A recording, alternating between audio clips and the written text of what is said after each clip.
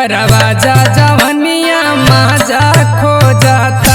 गरमी में बहरा बड़े राजा जवनिया माजा खो जाता।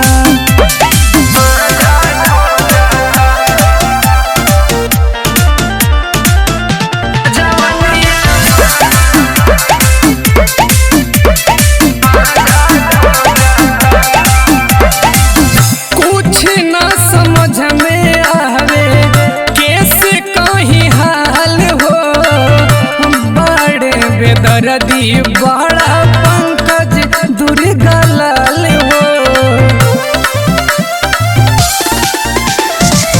कुछ न समझ में आवे कैसे कहीं हाल हो, बड़े बेदर्दी बड़ा पंकज दुर्गलाल हो। माजा खो जाता जवनिया माजा खो जाता। कृष्ण के कहली घर में आजा जवनिया माजा खो जाता। गरमी में बहरा बड़े राजा जवनिया माजा खो जाता। गर्मी ना सहता ये देवर जी।